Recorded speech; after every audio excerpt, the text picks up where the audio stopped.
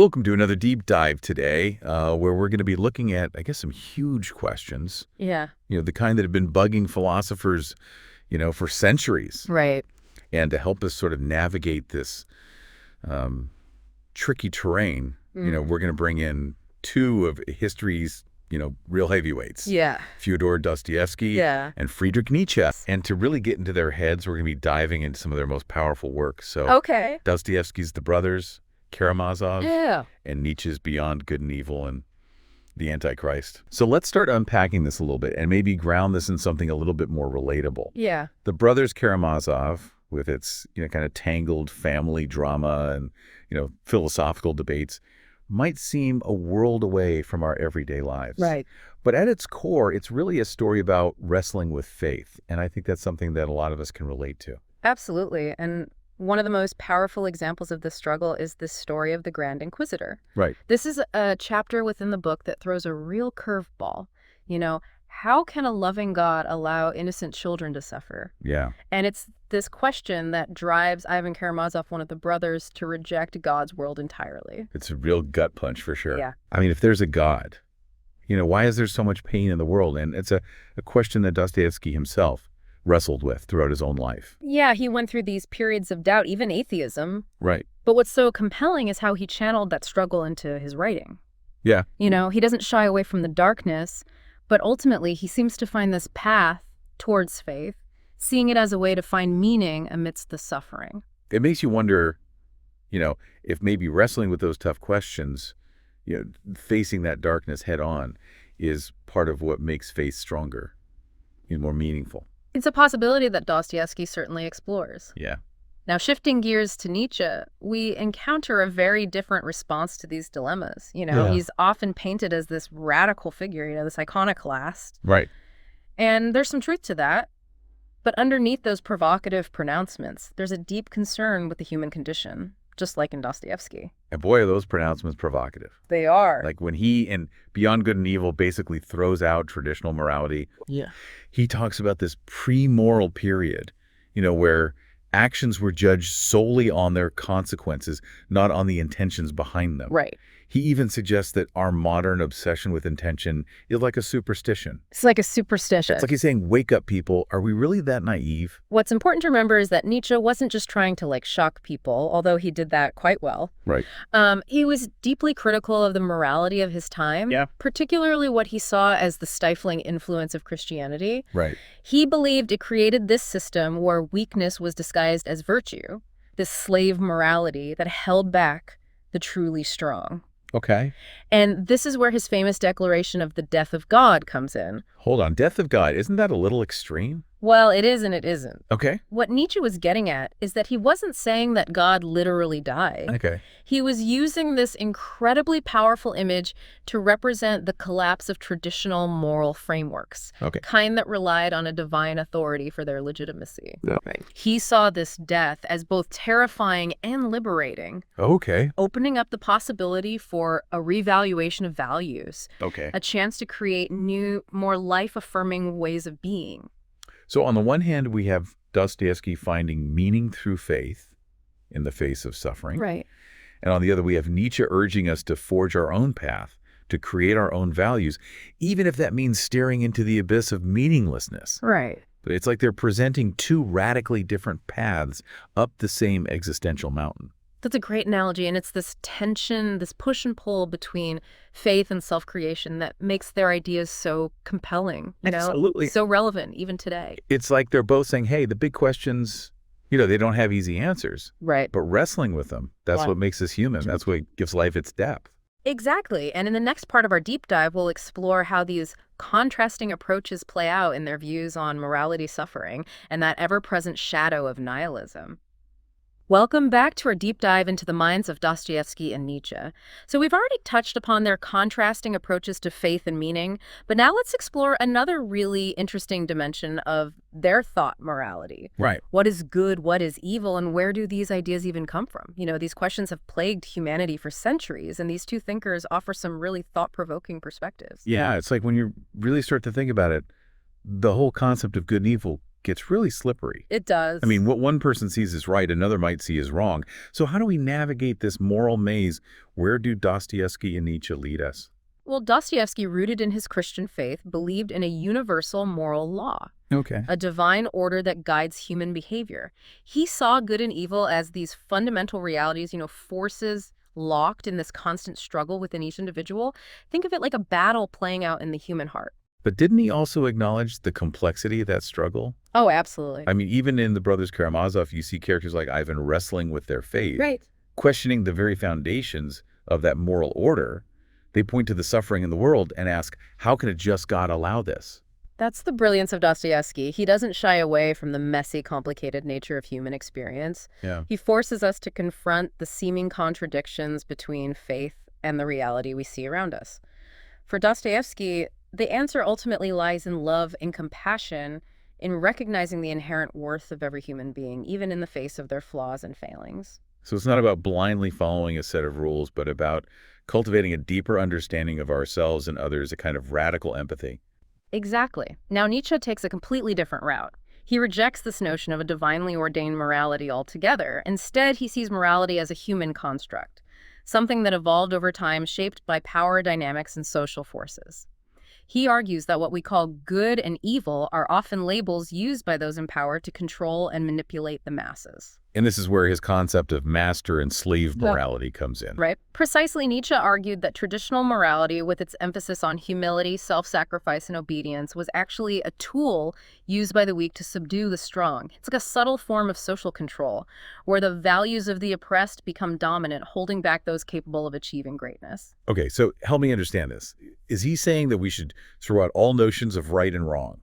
Does Nietzsche advocate for a world where everyone just does whatever they want with no regard for others? That's a common misconception about Nietzsche. He wasn't advocating for chaos or anarchy. Instead, he was calling for a reevaluation of values, a move away from a morality based on fear and resentment towards one rooted in self-awareness and a deeper understanding of human potential. He believed that true morality comes from within, from a deep understanding of oneself and one's place in the world. So it's not about following external rules, but about developing a strong internal compass, one that guides us toward a more authentic and fulfilling life. That's a good way to put it. And this is where his idea of the Übermensch comes, in the individual who transcends conventional morality and creates their own values based on a deep understanding of life and their own potential. Think of it as a striving for self-mastery, for becoming the best version of yourself, not according to some external standard, but according to your own internal drive for excellence. It sounds almost like a superhero origin story, but instead of wearing a cape and tights, this Übermensch is someone who's constantly pushing their own boundaries, challenging themselves to grow and evolve. Exactly. And for Nietzsche, this is a process that's not always comfortable. It involves confronting your own weaknesses, questioning your assumptions, and being willing to embrace the full spectrum of human experience, both the light and the dark. So with Dostoevsky, we have this emphasis on love, compassion, and recognizing the inherent worth of every human being. Right. And with Nietzsche, it's about self-discovery, self-mastery, and creating your own values based on a deep understanding of yourself and the world. Two very different approaches, but both ultimately striving for something more, something beyond the limitations of conventional thinking.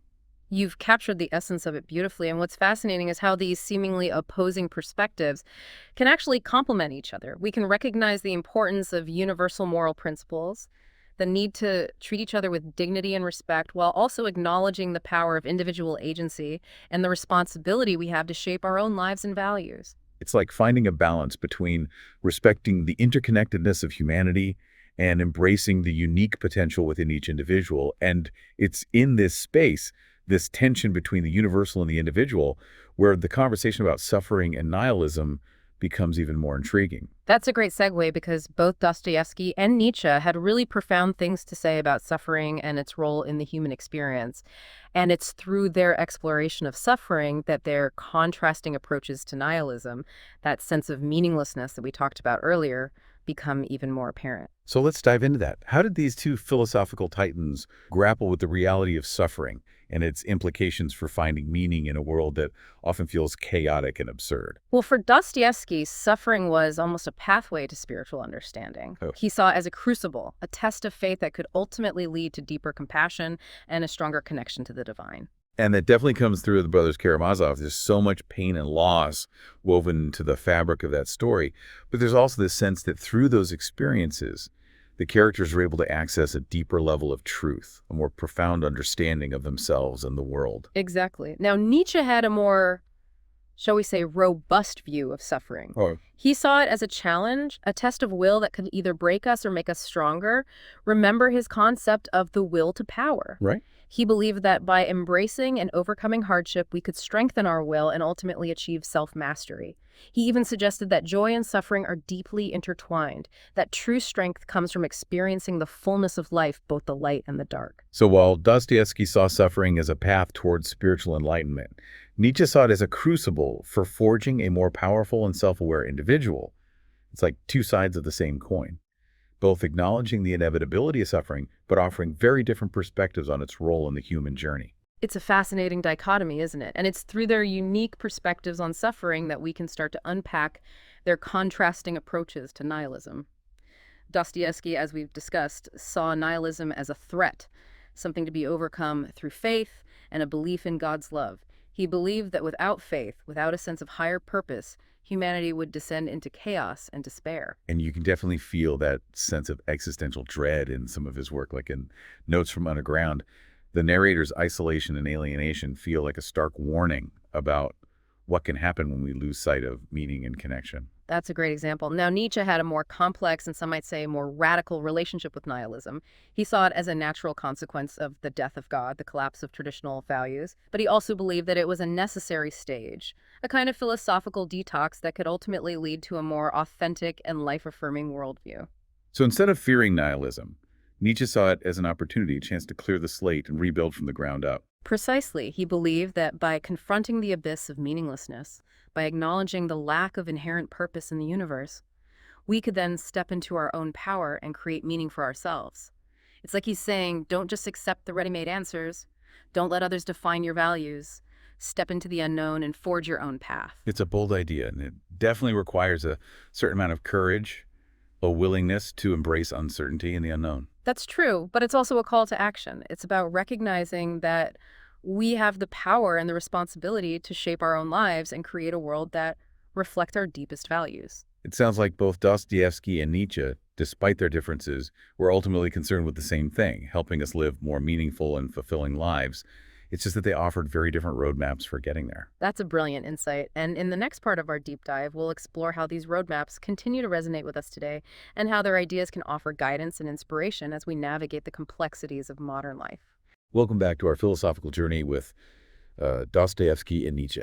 It's amazing how, even though they were writing over a century ago, their ideas about faith, morality, and the search for meaning feels so incredibly relevant today. Right. It's like they tapped into something timeless, something that resonates with us on a deeply human level. Yeah, that's the hallmark of truly great thinkers, isn't it? Their work transcends the limitations of their time and speaks to something fundamental about the human condition. And both Dostoevsky and Nietzsche, despite their, vastly different approaches, were masters at delving into the depths of the human psyche. Exploring those existential questions that keep us up at night. It's like they each hold up a mirror to our own internal struggles, forcing us to confront our doubts, our fears, and our deepest longings. Absolutely. And what's so fascinating is how much their own personal experiences shape their philosophies. Yeah. Dostoevsky with his, intense wrestling with faith, his time in prison, his grappling with epilepsy, it all seems to fuel, the raw emotional power of his writing. Absolutely. Think about the characters in the brothers Karamazov, Alyosha, the aspiring monk seeking spiritual guidance. Ivan the intellectual, tormented by doubt, Dmitri driven by passion and consumed by guilt. These characters aren't just philosophical mouthpieces. They're living, breathing embodiments of the human struggle to find meaning and purpose in a world that often feels chaotic and unjust. In Nietzsche, too, his philosophy seems inseparable from his own life story. Yeah. His health struggles, his isolation, his rejection of conventional morality. Right. It all feeds into this passionate, almost prophetic voice in his writing. Okay. This urgency to shake us out of our complacency and embrace the fullness of our being. Definitely, Nietzsche was a true outsider, someone who saw through the hypocrisy and shallowness of the society around him. Yeah. And that sense of alienation, that willingness to challenge the status quo permeates his work. He wanted us to wake up, to question everything, to forge our own paths, even if it meant facing the unknown with courage and determination. It's like they're both saying, don't settle for a life of mediocrity. Yeah. For blind obedience, for unexamined beliefs. Yeah. They're pushing us to become more, to dig deeper, to embrace the complexity and the beauty of this messy, strange, and ultimately wondrous thing we call life. And what's remarkable is how they manage to convey these profound ideas, not through dry academic treatises, Right. but through stories, characters, and powerful imagery that stay with us long after we've finished reading. There were moments when I was reading The Brothers Karamazov where I felt like Dostoevsky was peering right into my soul, articulating thoughts and feelings I hadn't even fully formed myself. It's like he understood the human heart with this almost uncanny precision. That's the power of great literature. It connects with us on a visceral level, making us feel seen and understood in a way that few other art forms can. And Dostoevsky was a master at capturing the inner turmoil, the constant battle between our desires and our conscience, our longing for connection, and our fear of vulnerability. And with Nietzsche, even though his style is so different, so much more assertive and philosophical, there were still moments where I felt like he was speaking directly to me, challenging me to push beyond my self-imposed limitations and step into my full potential. There's a real urgency in Nietzsche's writing a call to action. He wasn't content to just sit back and analyze the world. He wanted us to engage with it fully, to create, to strive, to overcome, to become, in his words, the Übermensch. Not in some literal superhero sense, Right. but in the sense of transcending the limitations of conventional thinking and embracing the fullness of our being. It's almost like he's handing us a toolbox and saying, here are the tools you need to build a meaningful life. Now go out and create something extraordinary. Exactly. And what makes both Dostoevsky and Nietzsche so enduring is that they weren't trying to give us easy answers or prepackaged solutions. They were asking the hard questions, the ones that force us to grapple with the complexities of existence and ultimately come to our own conclusions. So it's not about finding one right answer, one perfect philosophy to live by. It's about engaging in this ongoing dialogue with the great minds of the past. Challenging our assumptions, expanding our understanding, and ultimately forging our own paths with courage, compassion, and a deep appreciation for the beauty and the mystery of it all. Beautifully put. And I think that's a great note to end on, Dostoevsky. And Nietzsche may have offered contrasting perspectives, but they both ultimately point us towards the same essential truth. Life is a journey, a quest for meaning, and the greatest adventure of all lies in embracing the fullness of our human experience, with all its joys, sorrows, triumphs, and challenges. And as we wrap up this deep dive, I'm left with a sense of gratitude, for their willingness to grapple with these big questions, to push the boundaries of thought, and to leave us with a legacy of ideas that continue to inspire and provoke us even today. So to all our listeners out there, keep exploring, keep questioning, keep diving deep, and most importantly, keep living with intention, passion, and a sense of wonder. The world is full of possibilities, and it's up to each of us to create a life worthy of our deepest aspirations.